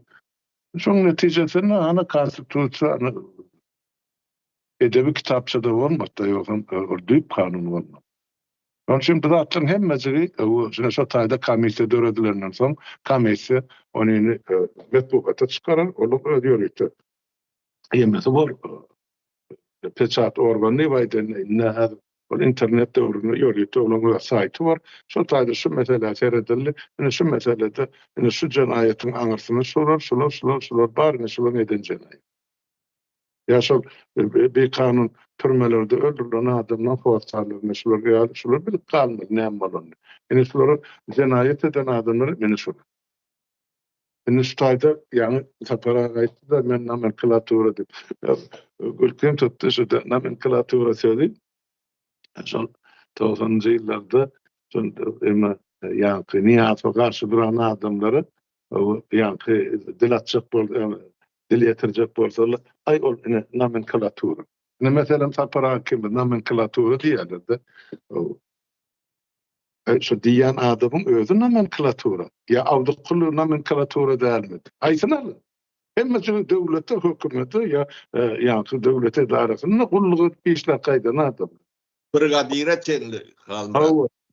Brigadire çenli. İnne ağla böyle tapara hakim nomenklatura bolýar. Olaryň uçmagyň akçagy bolýar. Ana illüstrasiýadan geçelim diýme şonçy. Arhiwler açaly. Näme sırtyny giýen haýsy kölegede. Onu wagt görkezek. Yani şogulları yetmek gerek adamlar hak hukugyny talap etmeli, görüşmeli, bilmeli. Görüşmeňe bir esasy iki ýolu bar. Birinciden şahsy bilimiňi artdyrmaly, okumaly. İkinciden manda ýa-da para aýdy, bir günler öwran. Yıllar boyu tarihini bilmeseniz hiç adam bilinmez. Üçüncüm gorumuzda ene dilimi. Onun için markaş ettiler. Yarım Orsa, yarım Türkçe, yarım Türkmençe, yarım bilemek yine neymesin. Bir Türkmen'in bir edebi dili var. Özünü geçip duran. Yetmeyen zatları beyleki medeniyetlerden, dillerden alta var. Yani özün kıyını khar edip beyleki azar olmak yaşlılığın alameti değerli düşünüyorum. Bolya inen şu soralı cevabım menne şeylere tapara. Men bir Einstein. Niye Halmyrat ağa ne bir zat bar. Kanunun işlemesi için yani konstitusiyanın işlemesi için yani bu şahaları vardır. Aha, üç şaha. Şolar her biri garaşsız olmalı bir. Öz başlatça konstitusiyada da gorkazırım şodur. Öz başlat var. Yani şunu öz başlat mı? Doğru. 1917 yıllar beri şu üç şahan garaşsız olan bir tağadı var mı? Doğru göre. Yok. Yok. Hemmece kompartiya. Kompartiya. Bilmeyen varmış onu. Hemmeden Ha? Alımından kalkosuna söylemeden bilýär.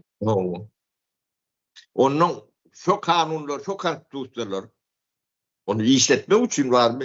Yani onu ritual hükmünde bulunmak için. Ritual hükmü.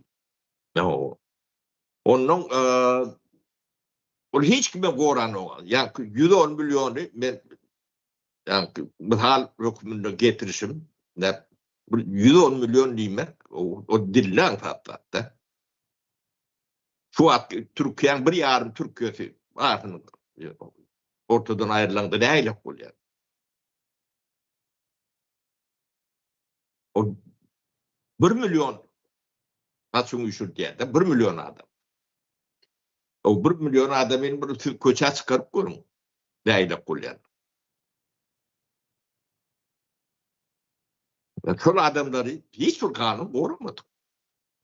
O şolun içinde şu kanunlar düzenlerim var. Şunu durmuşa geçirenlerim var. O şunu koranlarım var. Özüm adlığım değil. Şollarım nimetten 100 milyonlardan geçip gider. O demek bu sistemin doğulşundan bu zatlaryň hiç biri o insan üçin döredilen zatlar däl. Şuňa çenip dowam edip dur.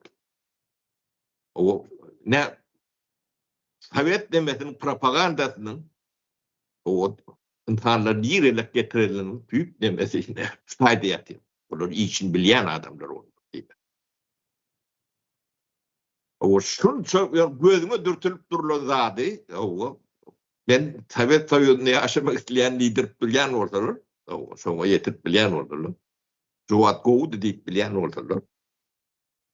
O diýmek, o bular başarlyk bir hata etmeli bunu işini propaganda demekdir. Ödem şu propagandistler hiç wagt şuňa çendi ne ortaýadan ne beýlekler o biz ne o kärimiz şudi o halkyň beýninden şey dip demetdik diýilen o meseleler bilen ýüzleşen ýerlerim ýokda. Ýöne men jurnalist diýip halkyň derdini ähmetini neme diýen ýerde.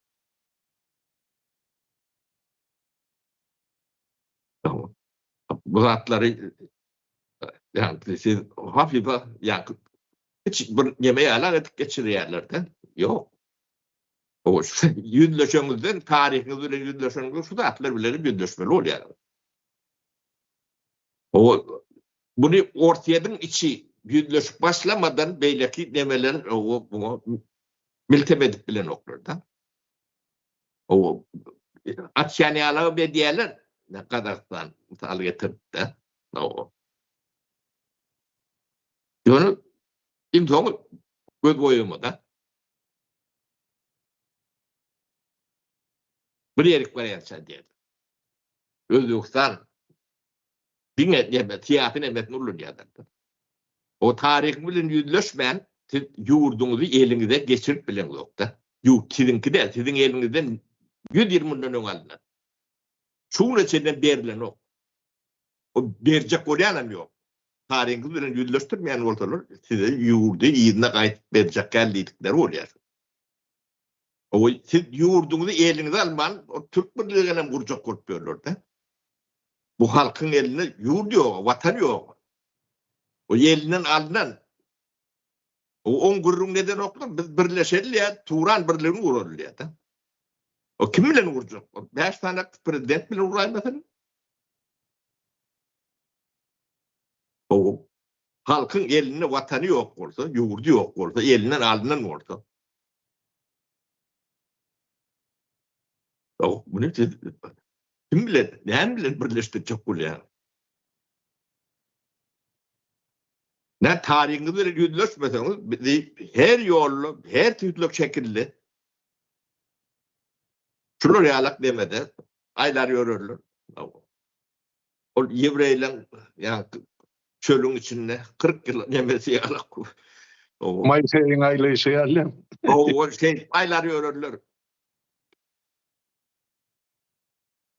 O halkyň elinde watan ýok. Ýokdugyny bilemdi. O ýurduňyz siziň eliňizde däl. O çıkın giyip bilen ok, giyiren çıkıp bilen ok. He?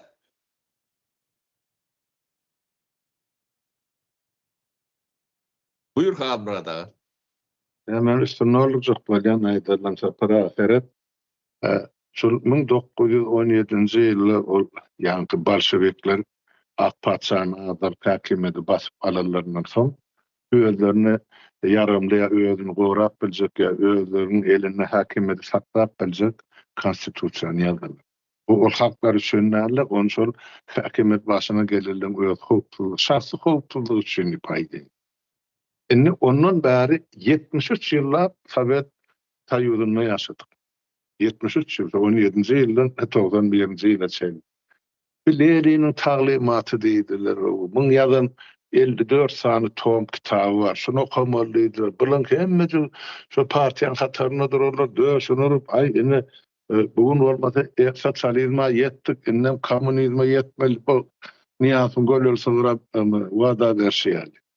hiçbir olmadı. Yalan. Ben indi değil sayadım. Açık bir yani işime geldim o doğru Yaşar komiteydi kupbol köşün bir burçunu. Bir adam eşittir. Men biri öldüm kadizem yok. Böyle yığınaga çağırılan ekenler. Bilemek bu 400-500 adam daha var. Respublikanın dörlü kunçundan gelipdirler. O näme diýsem, o bayramı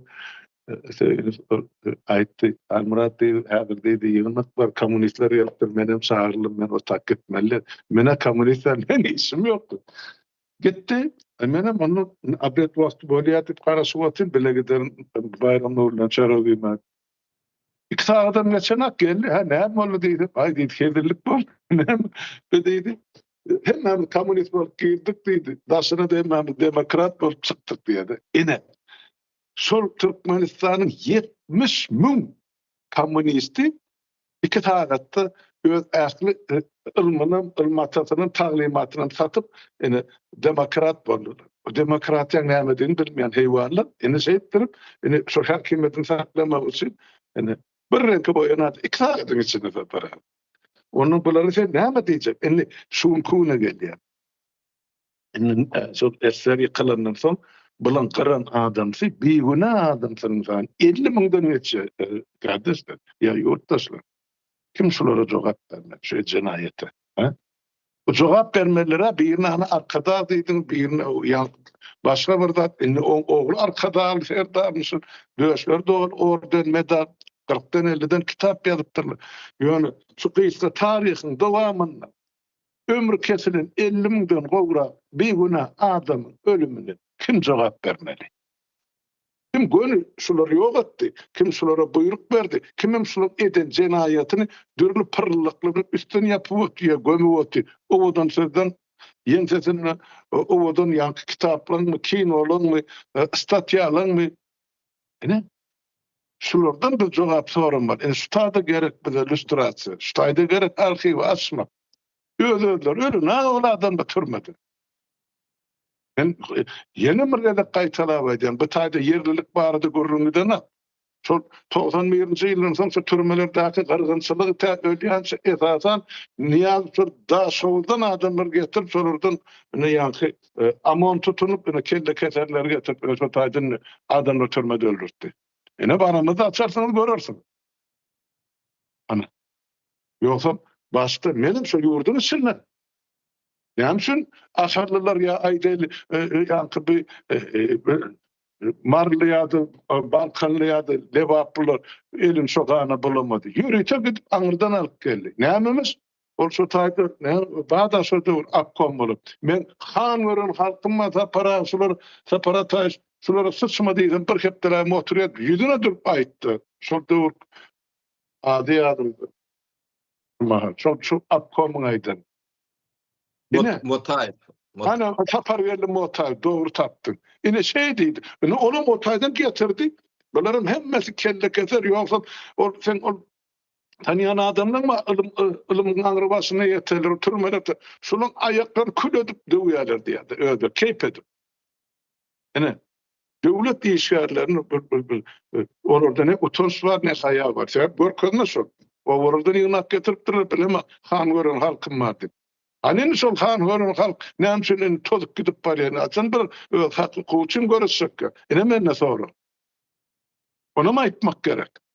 Ýöne bir zat bol hemme zat asalyň üstüne ýa halkyň üstüne ýüklemek gerek. Onun içinde deýüsü bar ben diýen. Radiolaşýar. Ýöne hemmesi beýle däl.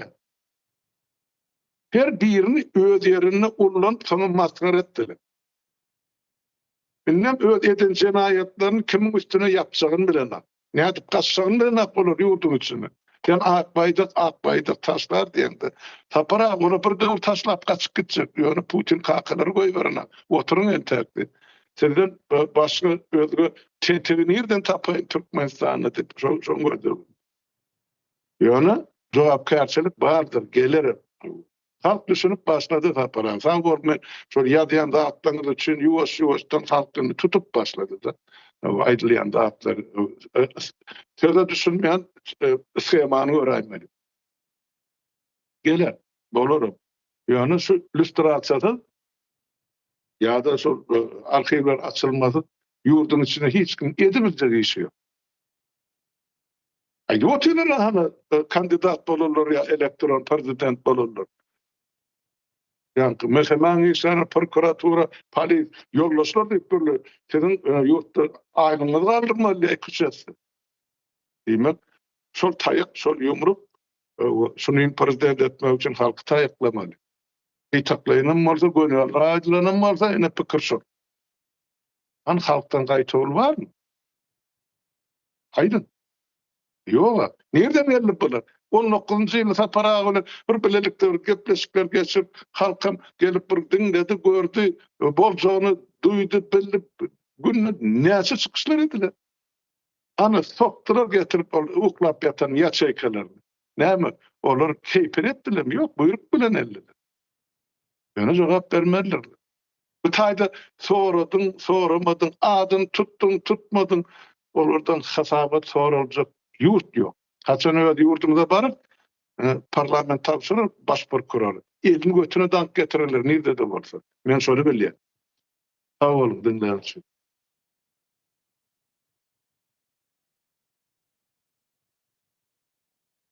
No, bu mesele deme. Biz tarihimizi öğrenmeli. O böyle büyük anırdan yıl, yarım yıl. Ağrık gidip bilince. 2000 yıl. O şu tarihini bilmedeniz o size o tuvalet getirip verin başka da taplar. Diye tuvalet yatap bilen orsandır. Başka da tuvalet okut bilecek, Mehmet bilecektir vardır. Çıkar. O. Şimdi yani Türkmen'in başına da o tarihte o böyle var o zatlar keğen ağır demeti ne şu Mangollong demeti o şu Mervi yıkışıyalak Kölün ursunlar şu Mervi dargıdırçılar yalak hiç şehir yıkıngandırlar da. Yönü olong demeti yani Mangollong fiziki insan yok diyorlar da demedim. Yurdik yerler, demet diyorlar. O yara diri alanlar yine iyinden dikerdiler.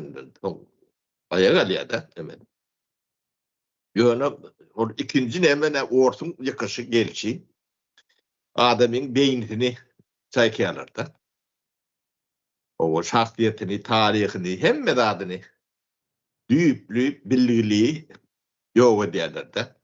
O bunun aman çıkmak ya da bakım çıkmak o katı kıyımkan yani. Bu yıkım ağır.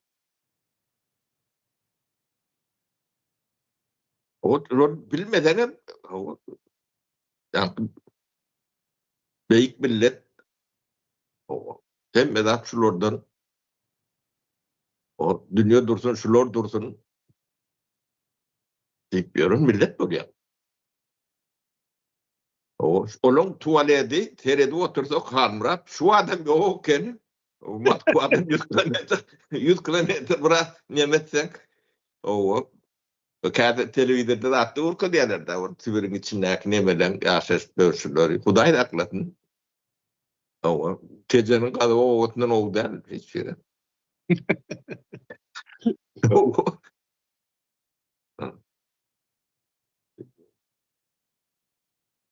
O yönü onu yankı o sartirler vardı. Bizim dövrümüzde de var da iki partiyeli zaylar oluyordu. O çok karasında o 4 aşk oluyor, 3 aşk oluyor. Tuvaletler vardır. Onu geçer yalak derdi de. Çok baydan yemedik geçtik de. O ne medeniyet deyip getiren dağıtları çok olmalı. O şehrin içinde yaşarlar hem de jet bilyendir. O bizim yaşımızda.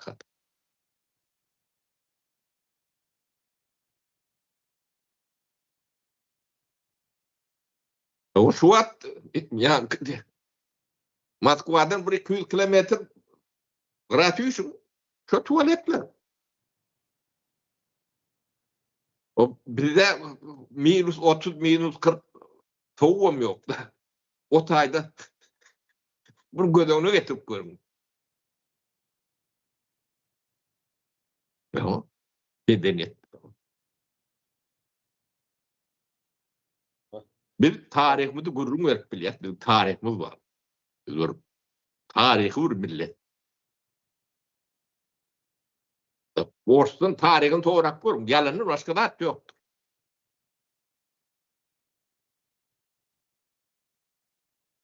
Onu ne? Kan yara. O medeniyet diýen o sana demet atýandyr. O onun içinden yazsam şahirim sadanlatam belekden yek dur çıkýan. Onun düýünü gadak görsen ya Tatar çıkar ya Ýewrey çıkar ya ýene orada çıkar da ýöne o Pushkin alyp görün. Soňurdan kadınlar görün näçe ors bolýar. Para şu Pushkin diýende men özüm rus dili mektepde okapdym da. Şu tarih malum şu Pushkin görkala benim sonra verdim. Näme üçin dedim ruslaryň içinde genetkezinde dedim kudret ýok. Burun şekli renkama bakýry ne merak bunun. Sonra ýok Ruski şol dipdi da. Eýillere gelen şol hem gany ne bildim. Afrika kontinentinden gelendik belli boldy da. Pushkin am demet diýerler da. Ya kaçıňyz başgalar çıkdy da aşaklardan. Şu Yekaterina'dan haber alın. Şu Yekaterina.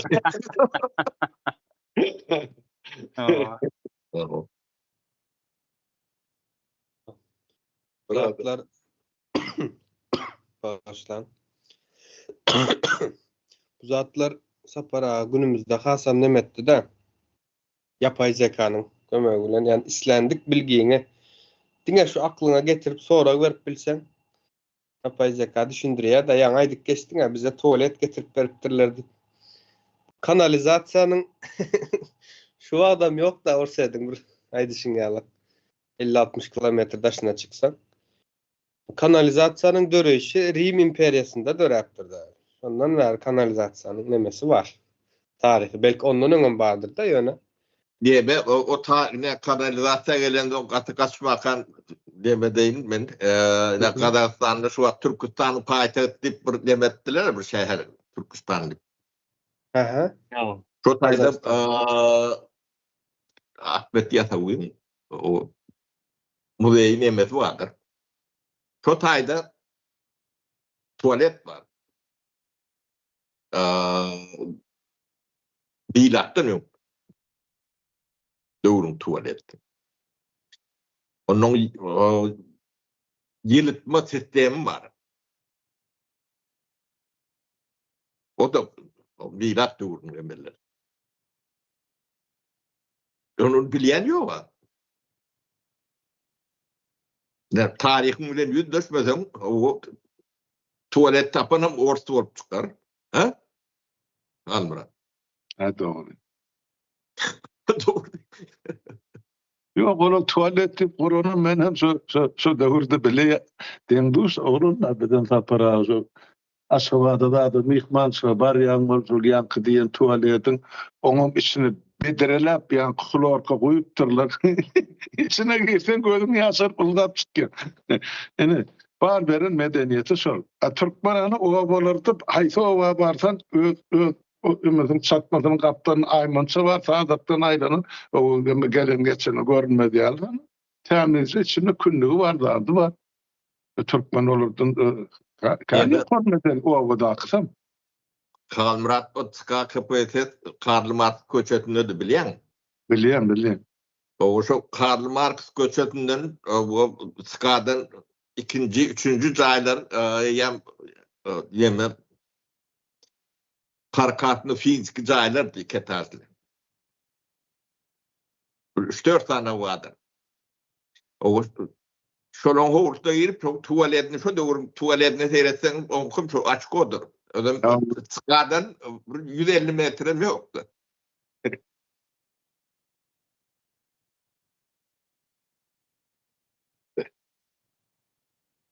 Tamam. Sonra olmasa duraymış şekilde para. Bolya bağır sırındı. Haçyan Halmyrat. O kän gullakdyňyz. Bular hazırını beğense düşmanlar bular yemeden illüstrasiyadan geçip yemeden arşivden tuvalete yettiler bir arkayını yataylı yandılar yok. Ýene Ama size hemen şu bokun içindesiniz bilip koyun gitsin keriniz diyor. Tamam. Ýemem şu tarih bilen yüzleştirmäge şunu pişe etmeyen döwlet adamty ýa-da tiýaratçy ýa-da opozisioner bu atlaryny nähile goýsaň goýun. Ne milletine derer, neme bir peýdali ýa bir geleceğine bir koşup biljek ýa-da bir umyt baglap boljak. Adamlar bolmasy mümkin näle. Şu birinci ädimi ätmen ben çağa dogulundum. O ilkulak oturýar şeýlem oturmany öwrenýär. Oň emedeklemeni öwrenýär. Oň ýöremäni öwrenýär. O 2 ýaşyna 1 ýaşyndan geçen soň dil bitip başlaýar. O dogan çağa birden ılgar diýerler-de. Bolýan bat ýok ha? Birden ılgar. Bu da şonalak ilkulak o sen tarihiň bilen yüzleşmeli.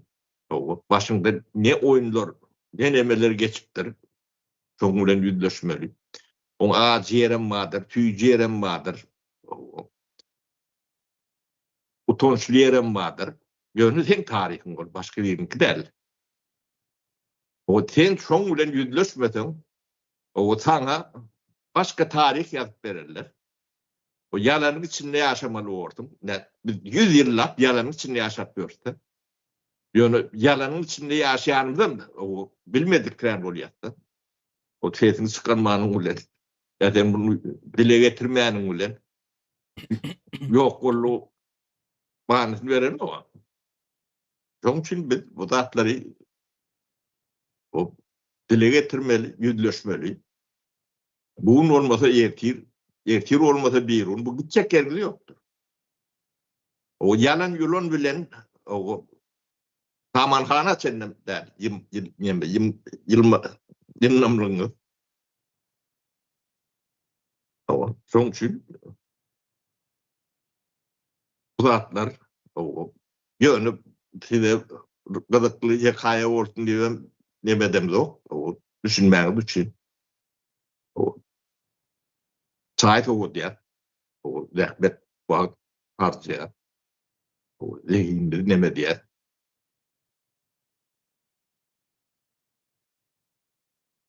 O bunu bitirdi. Jetenitlemesen o bir ýerinden tutmaly bolýar. O bukuljak ýa kaçyp gitjek ýeriňizde ýok. O kaçaýyňyzda da buklaýyňyzda da indi on üstbaçylýar. O ne Türkmenistan'yň ýa dikme serdarlaryny tarih nemelerinde ha 56 sanatlyk da. O. Şolar tanýanyňyz, görýäniňiz, neme diýäniňiz bar? Şolardan nesil galan barmy ne?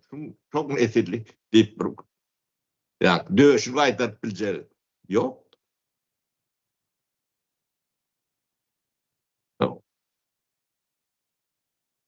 O falasam okulýanlar. Bollu geçti gitti diýeni ýalyp.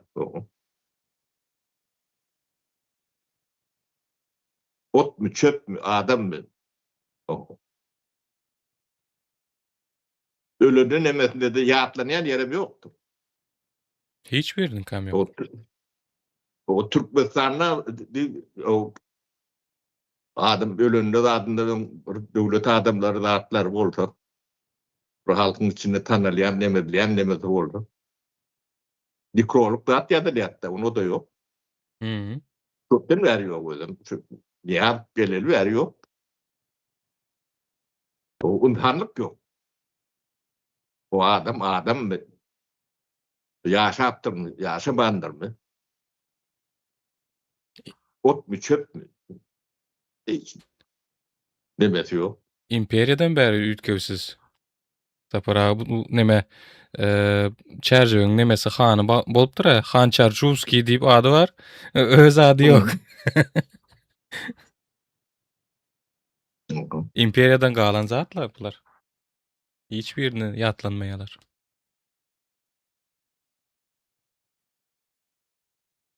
Şeyler mene sözümü utordum. İlkler. Dinleyijilerden hem gyzykly sorag ýok. Öz pikirlerini paýlaşypdyrlar ýöne sorag beren ýok. O sıraçar öyle diyen şeyler yaptım. Onda jemläli, uzun tutmaly. Öňem. Geleniňiz üçin sag bolun. Ýigitler, ýaşullar, ildeşler, dinläriniz üçin sizem sag bolun. Pikirlerinizi ýazyň. Şonuň bilen jemleýäs bugünkü soraw-jogap gepleşigimizi. Sag bolun. Görüşýänçek. Sağ olun, sağlıkta görüşelim. Sağlıklı görüşelim.